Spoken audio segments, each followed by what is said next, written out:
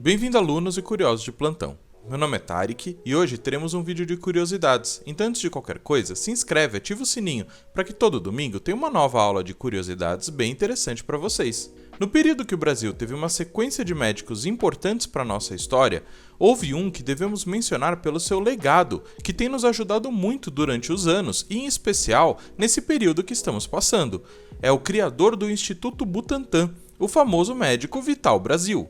Esse cara era mineiro com força, veio de uma família pobre de Minas, com 7 outros irmãos em sua família, e um pai parente do próprio Tiradentes. Seu nome, porém, não tem relação com a sua família, já que seu pai batizou todos os filhos de forma um pouquinho diferente do que a gente está acostumado.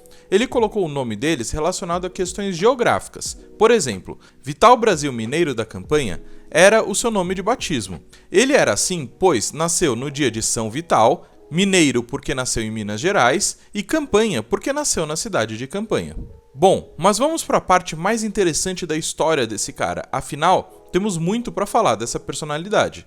Ele se formou na Faculdade de Medicina do Rio de Janeiro em 1891 e foi na sequência da sua formação para algumas cidades do interior de São Paulo para praticar a sua medicina. Se você lembrar do que comentamos em uma outra aula de uma outra personalidade brasileira importante dessa época, nesse exato período estavam tendo surtos de febre amarela e peste bubônica no estado de São Paulo, e durante o seu período de clínica, Vital foi obrigado a combater essas epidemias. Conforme o tempo foi passando, ele foi se destacando nesse combate e acabou sendo notado pelo governo, que ofereceu para ele uma chance de ingressar no Instituto Bacteriológico do estado de São Paulo em 1897. Na época, ele era comandado pelo Adolfo Lutz, e nesse instituto, ele acabou fazendo diversas pesquisas. Também nessa época, ele acabou conhecendo Oswaldo Cruz e Emílio Ribas, como já mencionamos em um outro vídeo desse canal. E com esses dois, foram trabalhando com muito empenho formas de resolver os problemas de várias doenças da época, como febre amarela, peste bubônica, tifo e a varíola. Todas epidemias que estavam acontecendo naquele período. Mas as suas contribuições não acabavam por aí. Durante todo esse período, ele sempre tentava ajudar a comunidade a qual ele estava inserido, criando escolas onde ele passava e desenvolvendo materiais de informação sobre doenças e, em especial, sobre uma coisa que ele via bastante acontecer no campo: picadas de cobras. Infelizmente, os casos de picadas de cobras para ele eram uma pedra no seu sapato, já que o soro antiofídico era importado e muito caro. Então, ele acabava vendo muitas pessoas morrendo por causa disso. Conversando com seu colega Emílio Ribas, ele teve uma ideia interessante e provavelmente uma das mais revolucionárias do estado de São Paulo. Ele fez alguns acordos com o governo do estado e, como resultado, eles ofereceram a Fazenda Butantan, que fica às margens do Rio Pinheiros. E ali ele começou a desenvolver técnicas para a criação de medicamentos, em especiais soros.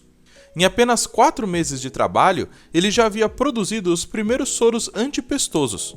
Em 1903, ele conseguiu produzir em solo nacional o primeiro soro antiofídico através do soro do sangue de cavalos após a injeção de venenos de cobras.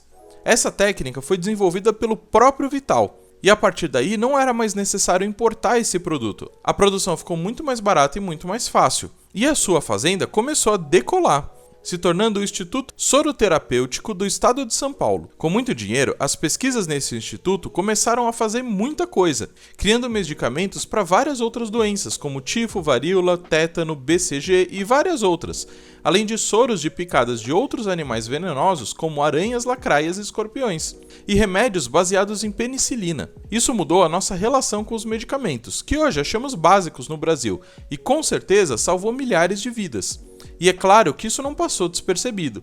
Em 1915, em um congresso nos Estados Unidos, as suas técnicas e descobertas chamaram a atenção da comunidade científica mundial, e assim ele se tornou uma figura mundial em termos de reconhecimento. O seu instituto tornou-se um dos mais renomados do mundo. Esse instituto, em 1925, passou a se chamar Instituto Butantan, na cidade de São Paulo, no bairro do Butantã. O Instituto Butantan tem um papel fundamental e é considerado o maior produtor de vacinas e soros da América Latina, mas ele vai muito além de uma fábrica de medicamentos. Ele é responsável também por grande parte da produção de pesquisas no Brasil, nas áreas médicas, mas também em áreas de educação, biologia, comportamento animal, zoologia, ecologia e várias outras. Até pouco tempo, o Instituto possuía a maior coleção de artrópodes e serpentes da América Latina. Porém, em 2010, um incêndio acabou com grande parte dessas coleções.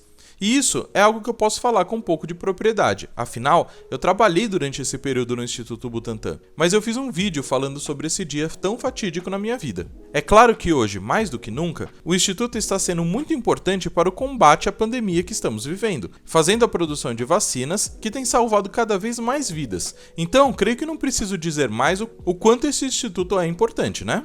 Voltando um pouco no tempo na nossa história, em 1919, Vital deixou a direção do Instituto, já que ele considerava que aquele local já estava bastante consolidado, e foi para o Rio de Janeiro, onde ele resolveu criar um novo instituto de pesquisa, o Instituto Vital Brasil. Seu filho fez toda a parte de arquitetura desse novo instituto, e dentro dele foram desenvolvidas pesquisas sobre produções de imunobiológicos, medicamentos, insumos e tecnologias em diversas áreas da saúde.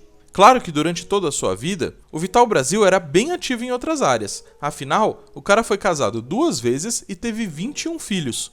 Porém, 3 acabaram morrendo na sua infância. Desses filhos que sobreviveram, vários se tornaram muito famosos nas suas áreas de atuação. Mas vamos combinar, são muitos para ficar nomeando aqui. Ele acabou falecendo com 85 anos de idade em 1950. Porém, o seu legado foi um dos mais marcantes na ciência brasileira. Ele é lembrado em inúmeros institutos de pesquisa e medicina, além de bairros com seu nome, ruas e avenidas homenageando ele, livros e até mesmo em notas de dinheiro. Esse é um dos grandes heróis brasileiros que devemos sempre lembrar e respeitar.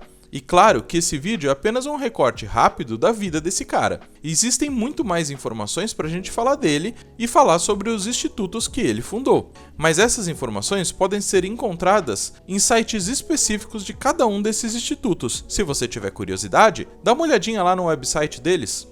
Eu espero que vocês tenham gostado da aula, não se esqueçam de ver outros vídeos de curiosidade aqui no canal e lembrem-se que toda quarta-feira temos uma videoaula de biologia e todo domingo um vídeo de curiosidades. Muito obrigado!